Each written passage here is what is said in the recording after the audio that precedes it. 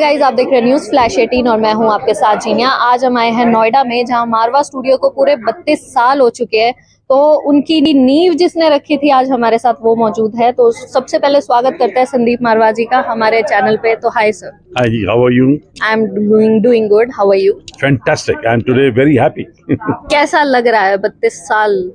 एक लंबा दौर होता है, लेकिन अगर आप अपने काम में लीन हैं और आपके पास आस पास झांकने की अगर फुर्सत नहीं है तो, और आपको अपने काम से मोहब्बत है, तो 32 साल कैसे निकल गए इसका बताना बड़ा मुश्किल है। तो सर, जैसा आप बता रहे थे कि जब भी हम किसी चीज की नींव रखते हैं तो बड़ी ज्यादा क्रिटिसिज्म भी झेलना पड़ता है, लोग काफी ज्यादा ताने भी कसते हैं, सपोर्ट कम करते हैं। तो आप, आज की जनता जो अब किसी चीज में आना चाहती है, जैसे एंटरप्रेन्योरशिप या कुछ भी करना चाहे, तो उनके लिए आप क्या मैसेज देना चाहेंगे? देखिए, there is no alternate to hard work.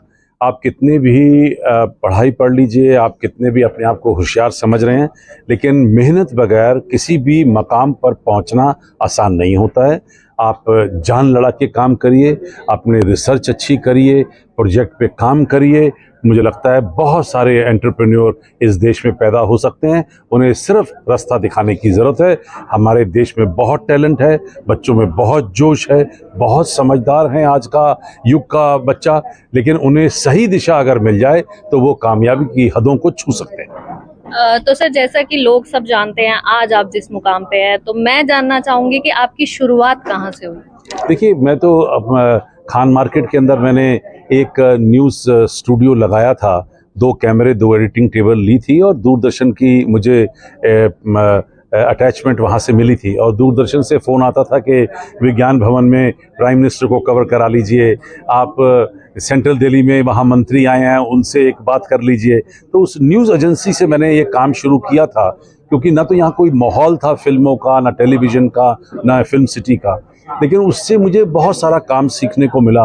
मुझे न्यूज़ और करंट अफेयर की जो जितनी डिफ़िकल्टीज़ हैं, जो सोच है, या उसको जो स्थापित करने का जो तौर और तरीका है, वो मुझे मालूम होता चला गया। वो एजेंसी मेरी अच्छा काम की, लेकिन मैं उससे बिल्कुल भी सेटिस्फाइड नहीं था, क्योंकि मैं उससे बहुत कुछ ज़्यादा करना चाहता था। और उसी दौरान 1986 के अंदर मुझे ऐसा लगा कि मैं बम्बई से वापस आया था, और मुझे लगा कि फिल्म नगरी बम्बई में क्यों ना हो, एक ऐसी फिल्म नगरी यहाँ हो कि यहाँ के उत्तर भारत के लोगों को बार बार बम्बई की तरह भागना ना पड़े। और इसी सोच को मैंने अपने दिमाग में रखा, मैं अटल रहा उस पर, और मैंने उस पर काम करना शुरू कर दिया। बाकी सब कुछ मैंने अभी आपसे बताया कि, तो फिर बाकी तो ऊपर वाले का साथ मिला, घर वालों का साथ मिला, अच्छे लोग मिलते चले गए, और फिल्म सिटी का जो सपना है, वो 1986 में जो मैंने सपना लिया था, वो 1987 में पास हुआ, 88 में अलॉटमेंट हुई, और 1991 में उत्तर भारत का पहला प्रोफेशनल स्टूडियो मारवा स्टूडियो बन के तैयार है। जैसे सर, हम बात कर रहे हैं फिल्म इंडस्ट्री की, तो आज फिल्म इंडस्ट्री ने एक बहुत ही दमदार आर्टिस्ट को खो दिया है। सतीशी की मैं बात कर रही हूँ। आज सुबह ही बहुत बुरी खबर आई है, तो उस बारे में आप क्या कहना चाहेंगे? मुझे बहुत खेद है, बहुत अफसोस है, मैं दिल से रो रहा हूँ।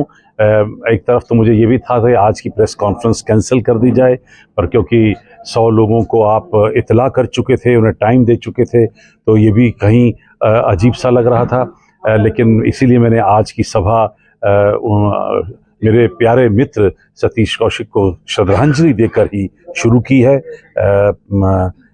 मुझे बहुत चोट पहुंची है, क्योंकि वो मेरे तकरीबन 36-37 साल पुराने मित्र रहे हैं। 32 सालों से वो हमारे साथ जुड़े हुए हैं। कई दफ़ा यहाँ पर आ चुके हैं, कई दफ़ा उन्होंने यहाँ अपनी शूटिंग की हैं, और कई दफ़ा वो AFT के में बच्चों के साथ आकर मिले हैं। बहुत ही खूबसूरत इंसान, बहुत अच्छा आर्टिस्ट, बहुत अच्छे एक्टर, बेहतरीन डायरेक्टर।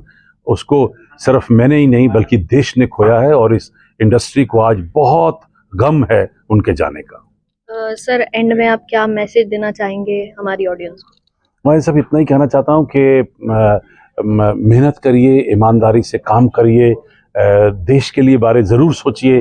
मैंने हमेशा ऐसा सोचा है, शायद कुछ अगर आप इसमें से भी सोच सकते हैं, कि कभी भी ये मत सोचते रहिए कि देश मेरे लिए क्या कर रहा है, मैं समझता हूं कि अगर आप ये सोचें कि मैं देश के लिए क्या कर सकता हूं, तो ये देश में किसी भी चीज़ की कमी नहीं होगी।